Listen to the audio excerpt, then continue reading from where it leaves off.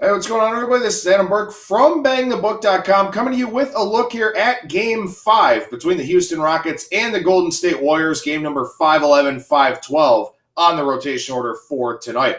Over at BangTheBook.com, we've got a great preview of this one from Admir Algic. You can also check out a preview of Game 7 from Parker Michaels for the series between the Colorado Avalanche and the San Jose Sharks.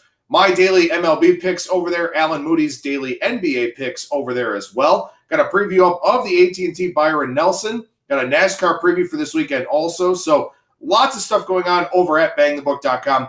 Make sure you check it all out. All right, let's take a look here at Game 511-512, Rockets versus Warriors. Warriors a 6-point favorite here, total 219.5. We're down to the best of 3 now, with the team splitting the first 4 games of this series. Golden State winning the first 2 at home, Houston winning the next 2 at home. When we get that style of format here for a series, where the higher seed wins games 1 and 2 at home, the lower seed wins games 3 and 4 at home, the Game 5 home team 60-23 all-time in the NBA playoffs.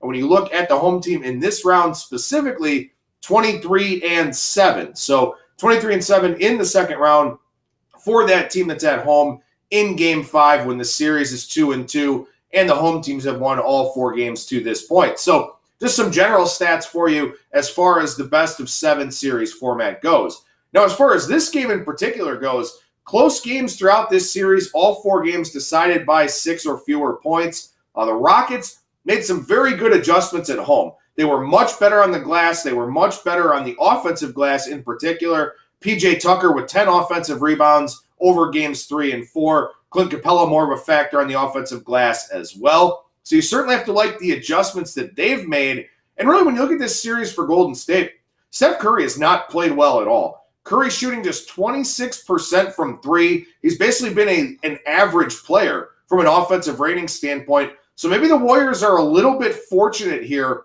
for the fact that this series is tied 2-2. Kevin Durant, of course, has been very good. Draymond Green's been very efficient offensively as well. But they've got to get Steph Curry going here, and you wonder if they can do that in Game 5. Big story going into tonight's game as well. Andre Iguodala looked like a very uncomfortable, potentially concerning knee injury for him at the end of Game 4. MRI came back negative, but you obviously have to wonder what sort of shape he's in. Very, very important glue guy for this Warriors team. Great defensive player, good enough offensively to be of assistance. You got to wonder how he looks here tonight in Game 5, in particular how he looks in the first half as he shakes off the cobwebs a little bit, stretches that thing out, loosens it up a little bit. Will he be at full strength? And if not, what percentage strength will he be at in this game?